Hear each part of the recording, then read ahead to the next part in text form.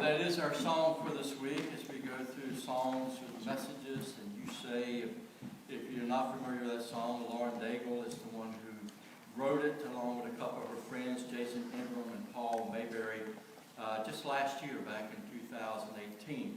It has a pretty interesting reason that it was written. The song, if you paid attention to the words, is a song about ups and downs in life and finding your place. But she actually wrote the song, started writing the song the day after she won her first Dove Award for her singing. And it actually kind of threw her in a state of chaos, like, you know, you go through all the failures trying to hit success. You got success, will your success continue? Is my worth found in who I am or in the music that I do? And so all of those things kind of came out of that, you know, the fear of never really being able to measure up the way that you think you should. Well, today we want to talk about who we are and who we are in God. And I know there's somebody that God wants to speak to with this message today.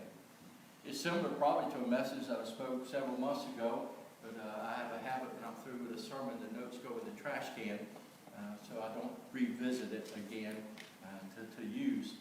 And I want to talk a little bit about self-esteem. How many of you remember when the self-esteem movement came along? I had just started my counseling studies, and when I first started the counseling studies, everything was your daddy's fault. And it didn't matter if you were a serial killer or whatever, it was called your daddy. And but then we began to see that shift, and the rise of the self-esteem movement began to change a lot of things across the board. Now, I actually started, like a lot of things, back in the 60s and 70s, but it's really the mid-80s where it becomes a national movement, and it begins to become ingrained in our society. And so when you look at it, the whole premise of it was that low self-esteem resulted in a decrease of your self-worth and your motivation and your productivity, which turned around and increased societal problems, which included things like alcohol and drug addictions, violence, abuse, particularly molestation, depression, and any type of sensitiveness to criticism. And so the positive reinforcement and self-esteem movement took place, and here's kind of the way it played out. In the school system, it began to introduce things like the cush ball exercise. How many of you ever played with the cush ball? The cush ball was a little rubber ball. We had those things too, but we hit each other in the head with those.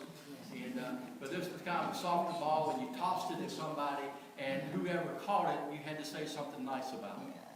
And so it was an exercise of trying to find good in everybody in your class. And then they taught us how to, well, not me because I wasn't in that movement, but they taught the mirror exercise, how we should sit in front of a mirror and say nice things about ourselves.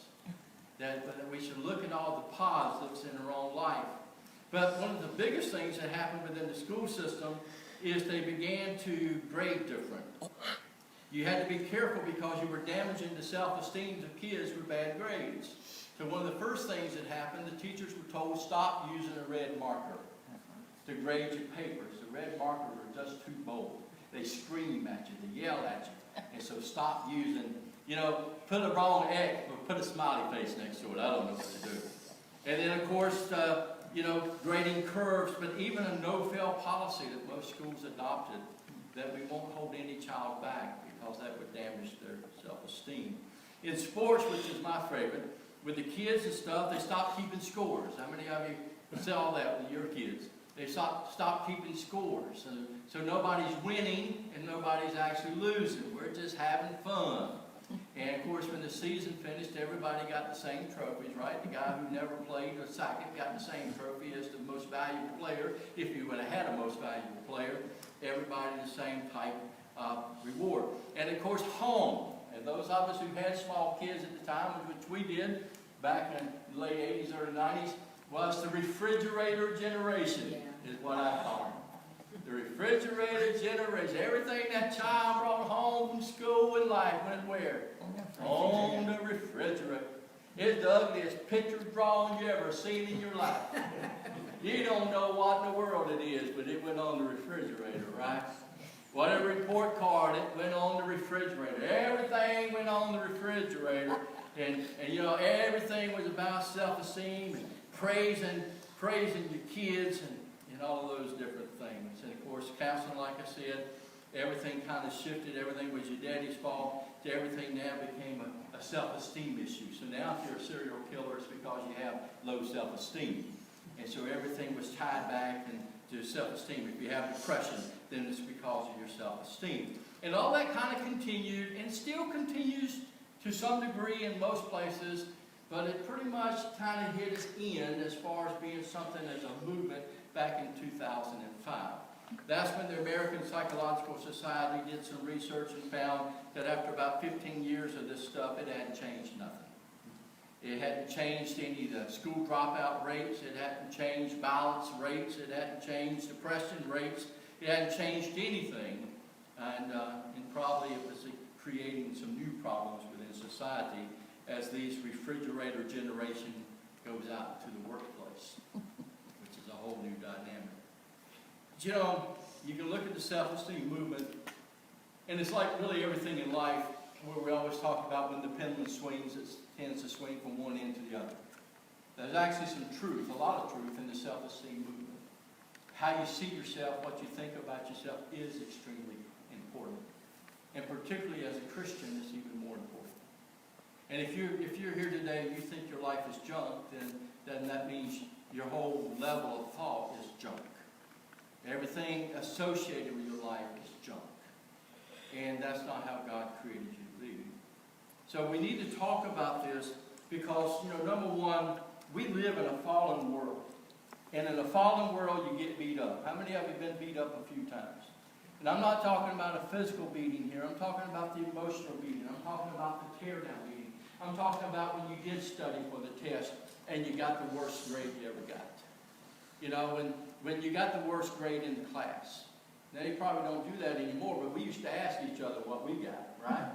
So in grade, we want to know what other people got and stuff. So you didn't want to be that beaten up. Maybe you have grown up being bullied and experienced bulliness and stuff. I've never had that experience. But maybe you've been bullied. Maybe you've been told something about the way you look and the way you act and all those type of things. And so life can beat you up. And after so many beatings, you become beaten down. And when you get beaten down, you're just defeated. And you become discouraged and you start believing the people that say these things about you. You start believing the voices in your head that's telling you that maybe you're not quite too special. When I think about our society, the image that came to mind as soon as I scribbled that note the other day, working on this message, was the Wild Kingdom. I love watching the old Mutual on the whole Wild Kingdoms. You remember those shows and stuff? And I love watching that. But that's the human race. We're really no different than the animal world, are we? I mean, you got the pecking orders. How many of you understand we have pecking orders of where you fit in the rule of life? And none of us here are the king of the jungle. And so we have those pecking orders. We have animal attacking animal, people attacking people. We have people who prey upon the weak. So all of these things are true. And so it brings us to that point of us being beaten down in our lifetime. And we live in a marketing and media world that's trying to tell us how we should look, how we should dress, that your hair is not right, you know, this is not right, you don't look right, you're overweight, you're underweight, you're this, you're that, everything else. And then, of course, we spend our time trying to find our place and our worth in this world. So when you look at this song that Ariana sang, let me give you a couple of the words from the main verse there. The first verse said, I'm fighting voices in my mind that says I'm not enough. Fighting voices in my mind that's telling me I'm not enough, that I will never measure up. And her prayer to that is, Lord, remind me just who I am. And then it goes on in that song and says, in God I find that the only thing that matters now is everything you think of me. In you I find my worth and my identity. And taking all I have and laying it at your feet, every failure and every victory. You say I am loved. You say I am yours. And what? I believe. But getting to a point in life where you rather say, God, this is what you say about me versus what other people say about me. I believe what you say about me. So, let me give you some scriptures this morning. You know, when you look at the story of Jesus, Jesus was all about downcast and misfits. It's amazing that here's the Son of God who's come to the earth, the creator of the world, who has come into this world, and who he chooses to hang out with. He didn't hang out with kings. He didn't hang out with the governors. He didn't hang out with the most influential people of the city. He hung out with average people. And he particularly had a heart for the downcast, for the misfits, for those who had been beaten up and beaten down in life. You look at it, even when he chooses his 12 disciples, only 6 of the 12, we know what they are. We know Matthew was a tax collector. We know Peter and 4 others were fishermen. But the other 6, we really don't know what they were. But a very unlikely group to choose. A tax collector who had cheated people out of thousands and thousands of dollars, and a bunch of people that only knew how to fish. This is who he chose to become the leaders of his church. I love the story of the Samaritan woman. The woman asked him in John chapter 4, why are you even speaking to me? I'm a Samaritan, and you Jews won't even speak. You won't even talk to us, Samaritans. Why are you speaking to me? And Jesus goes on to speak to her and offer her living water, and he also knows that not only is she a Samaritan woman, but she's had 5 husbands. You remember? And the one you're with now is not your husband, so you're shacking up. 5 husbands, and you're shacking up with one. But he shares with her. She becomes a follower of Jesus Christ. The adulterous woman who approaches Jesus in John chapter 8 with stones in the hands of the Pharisees that they're going to kill her. They're putting her to death. But what did Jesus do? He forgave her with the instructions to go and sin no more. But my favorite story, one of my favorite stories in all the Bible, is found in Mark chapter 1, verse 40 through 42, if you'll turn there. As you turn there, let me tell you about leprosy. I've shared this with you before, but it's extremely important. Some of you in here, how many of you in this room have heard news like I have cancer? Some terrible news like this. So several of you have heard those words. And, you know, but I want you to think about that. And in our society, we may say, oh man, those are the worst words you could ever hear. And it injects all these fears and all this stuff. But think about one day noticing. As you're taking your shower, as you're getting dressed, there's a little white spot. Just a white spot. It may be a pretty small white spot. It may be on your arm. You may see it on your face. You may notice it on your leg, but just a small white spot. And as soon as you see that small white spot, you have a pretty good idea quickly what it is. Leprosy.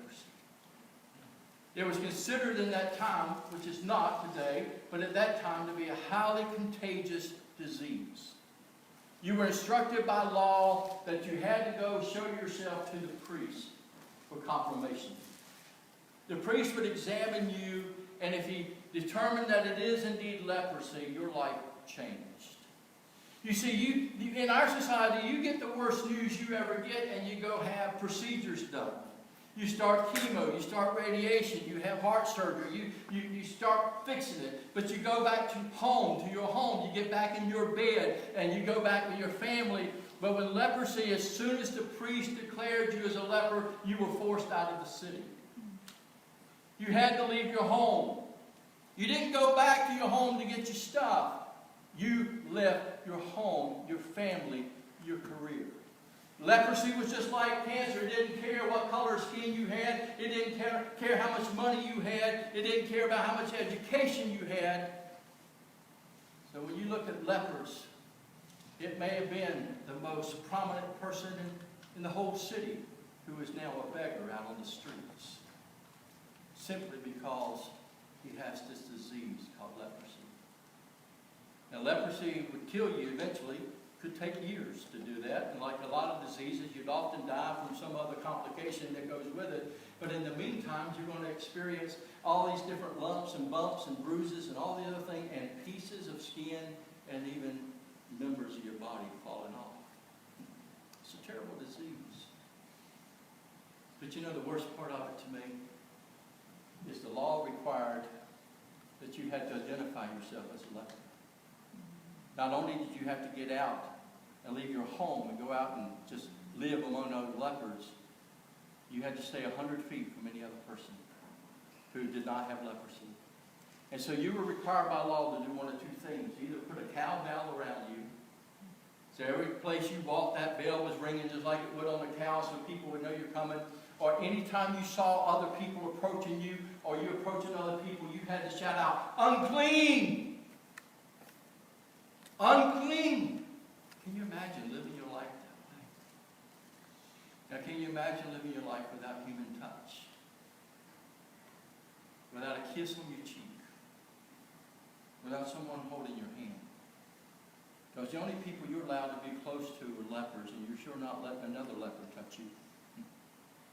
You sure don't want to worsen your condition with the touch of another leper.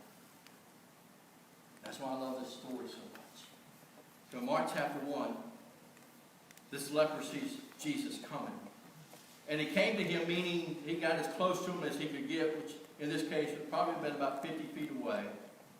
The man with leprosy, doesn't even have a name, came to him and got on his knees and begged Jesus, "Lord, if you're willing, you can make me clean."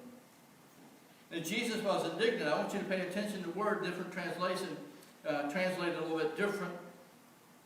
But to be indignant means that you're angry over the unfair treatment. And here's a person that is having to suffer in the way that he's suffering simply because he has leprosy.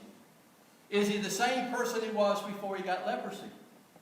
Does he have the same values? Is he the same person? He's still Bob. He's still Susie. He's still John, right? He's still the same person, except he has a physical disease. But his life has been changed. His treatment is highly unfair. In King James, it translated that he's moved with compassion. In the Amplified Bible, he's moved with pity and sympathy.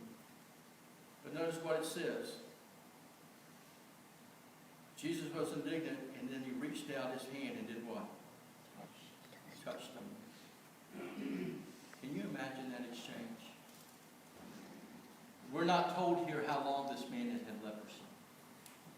You could live for years with leprosy. And maybe this man has had leprosy for 5, 6, 7, 8 years. Maybe he's had it for 1 year. Having to stay away, declaring himself unclean. Having to keep his distance from other people, and here Jesus closes the gap of distance and walks over to him. He places his hand upon his shoulder. Maybe he takes his hand in his hand. I don't know. But before Jesus does anything else, he validates the man, this leper, for who he is as a human being, as a creation of God. I validate your life with my touch. He touched the leper, and then he does what? He heals him. Not heals him first and gets him clean of his leprosy and then touches him. He touches him first and then heals him of his leprosy. Let me share with you 5 things about your word to God quickly this morning. Number 1, Psalm 139 reminds us that we're fearfully and wonderfully made. Back when I was growing up, there used to be some t-shirts out there that God doesn't make junk. They came in different forms, some correct English, some not so correct. They're like, God don't make no junk, those type of things. And I remember seeing those shirts, and I always believed that. You know, when you're growing up, you are definitely trying to find your place, right? Yeah, I don't know where you fit in the scope of life. I've been an average person all my life. And, you know, there's not a part of my life that's ever stood out in any way, shape, or form. In school, I was an average student. I was never the smartest. I was never the dumbest. I was always there in the average. And so that was my life, the way I've looked. And everything else, being an athlete, was always an average athlete. And so everything in my life always fell under the category of average. So I don't know what it means to be the most popular kid in school. I don't know what it means to be the bully kid in school. I don't know what it means to be, you know, the smartest. I don't know what it means to be, quote unquote, the not so smartest. I don't know those things. But to go through the stages of life and to try to remember that you are someone unique in a world that's trying to tell you how to look what to be like, how to act. When people are trying to instruct you to believe certain things, live a certain way, to stop and remember that the Bible says you're fearfully and wonderfully made. God says, when you were conceived in your mother's womb, I, God says, formed you, shaped you, fashioned you into the image I wanted, and endowed you with the gifts and the talents, and placed you at a time where I could use you for my purpose, my glory. You're fearfully wonderfully made. How many of you think God took a little time on you? It's when we don't all look the same, act the same. Even those who do look the same, they're still not the same, are they? Definitely two different DNAs with interest and passions and all those different things that take place. Secondly, understand that you're unconditionally and eternally loved. Again, maybe you've grown up in a home that has loved your guts. But I'm going to tell you, that same home who loves your guts can fire you up in a heartbeat, right? Come home late from your curfew, and you may not feel quite so loved, right? Do something stupid. Bring home the bad report card, and you may not feel quite so loved. Maybe that father that loved you so much walked out on your family, walked out on you. Maybe it was the mother. You know, we're living in a society today that half the kids being born today in America are being born into a single-parent home. They're not going to know that kind of love of a mother or father, whichever one is absent, usually the man. But to understand that God loves you, the one who created you, in the womb of your mother, has always loved you. And His love is unconditional, and His love is eternal. I've been a Christian now for 40 years. Before I became a Christian, I was an atheist for 9 months. Did God love me any less during those days than He loved me today? In fact, I've been walking with Jesus now faithfully for 40 years. Does He love me any more today than He loved me 40 years ago when I first started? No. Doesn't love me one iota more, because He loved me with everything He had the moment He created me. And that love has never wavered. Though we may rebel against Him, run from Him, cast Him away, fail Him, whatever we may do, Jeremiah 31:3 is true. I love you with an everlasting love. And yes, wherever you are this morning, whatever you've done, whatever your life story is, to watch Amy sing this morning that song Redeemed, and know her testimony. That's the power of the song. Redeemed. Love. Wherever you are, whatever you've been through, whatever you've done, regardless of how bad, and wherever the world wants to assign you and place you, God says, no, I love you. And I'll accept you just as you are. But keep in mind, He'll love you too much to let you stay there. He always wants to bring forth His creation in your life. Thirdly, your life can be redeemed and restored. There are do-overs. There's not do-overs with a lot of people. There are some people that, you make a mistake with, and they're through with you for life, man. Yeah, you could be in a family that's that way. You messed up, you screwed up, never again. But with God, it's all about redemption and restoration. I don't know too many nursery rhymes. I didn't do nursery rhymes growing up. Jill used to read all these nursery rhymes to Dylan, so I'd listen in every now and then. I did learn a little bit about Humpty Dumpty. He fell off the wall, and he broke into all these pieces. You remember that? And all the king's horses and all the king's forces couldn't put him back together again, or something to that effect. And I never quite figured that out, because when I looked at the picture of Humpty Dumpty, it was an egg to start with, so I had a whole other story. But there's a lot of people, Humpty Dumptys in society. There's a lot of Humpty Dumptys sitting in churches this morning across America, whose lives seem like broken pieces that nobody's been able to put together again. Oh, they go to counseling, they go see the therapist, and they do this and they do that. They shoot up with drugs, they smoke for the high, they drink, they do whatever to try to cope with it, to try to find fixes. They buy every self-help book that comes out. But the pieces can't be put back together again. But when you think about God's redemption, God's restoration, He puts the pieces back together. He redeems you, restores you, and there's not a bunch of cracks left in your life. Romans chapter 5, verse 8, while we were yet sinners, Christ died for us. 2 Corinthians 5:17, He makes us new. We're new creations. The old is gone. All things made new. Number 4, your life has purpose. Your life has purpose. Before the self-esteem movement, there was things like picking teams. How many of you remember that? You're going to go play ball. Out in the thing, you're going to play baseball during recess, or you got a neighborhood thing going on, you're going to get a basketball game going, or whatever, and you get 2 people and they pick teams. Now, I'm not going to ask you if any of you ever picked last. I was never picked last. Like I said, I was never, probably only a few times picked first, but never last. But you ever think about the person that's picked last? And maybe you're here this morning, yeah, I was that person. Man, that makes you feel real good, doesn't it? Especially when you're the last one standing, you see them looking around like, is anybody else coming? See anybody? Hey, Junior, no! Your life has purpose. If God takes the time to fashion you and form you, and how many of you would assume God's a pretty busy guy? But He takes the time with every human being to fashion and shape and form and endow with the gifts and the talents. That there has to be purpose for your life. I love Jeremiah 1:5. Here's a guy who's looking back at his life as a prophet, but God says to him, before you were born I knew you and I set you apart. In other words, I set you apart, created you to be a prophet, even in the womb. It's being fulfilled years later. Mordecai says to Esther, who knows, but God has put you here for such a time as this.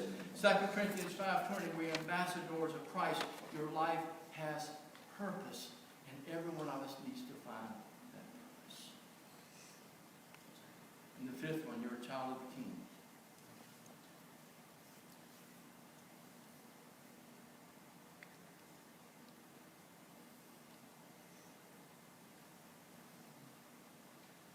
I think the only way that you can really appreciate fully the concept of being a child of the King is that you would have to be involved in the adoption process of the child. That you would either be that child that is looking to be adopted or as a parent being adopted. When Jill and I became part of the adoption process, you would probably find it pretty strange that you're given a sheet of paper, and the sheet of paper has a lot of different things written on it for you to check off, kids, things that you will not accept in a child. I mean, even has color of hair. Maybe you don't want a red-headed kid. So there's even color of hair that's put on there. Obviously, color of skin, if it's a mixed child, whatever, foreign-born child, and you'd be surprised at all the things on this list. A developmentally disabled child, whatever the case may be, a child with a handicap. This long list that you have to go through. We signed our names to the sheet, we turned it back in. We didn't check anything on this, we just signed it and handed it back in.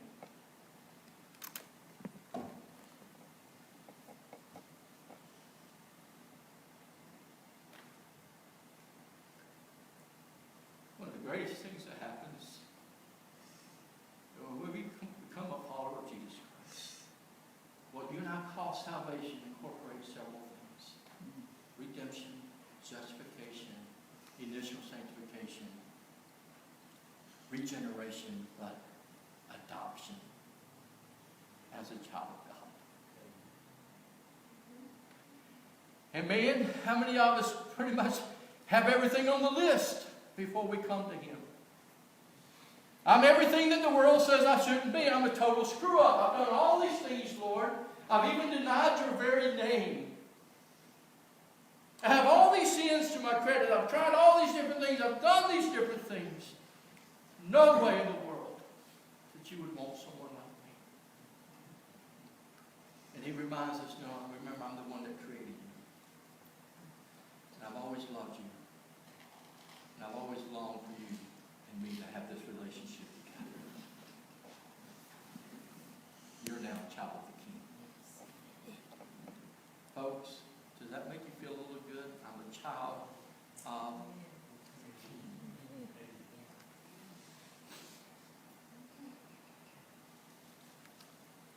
1 John 3:1. See what great love the Father has lavished on us, that we should be received as the children of God. So let me close this morning. While you and I need to believe the Bible and what it says about us and what God says about us, that if we don't accept who we are in God, and we don't believe what the Bible says about who we are, what we are, and our uniqueness and our specialness to God, then we will spend the rest of our lives being dictated by other people. Even worse, we may spend the rest of our life being dictated by Satan and his demonic forces and telling us the things that we cannot do and reminding us that we're not worthy to come to him. You have to know whose you are. And when you know whose you are, you'll know then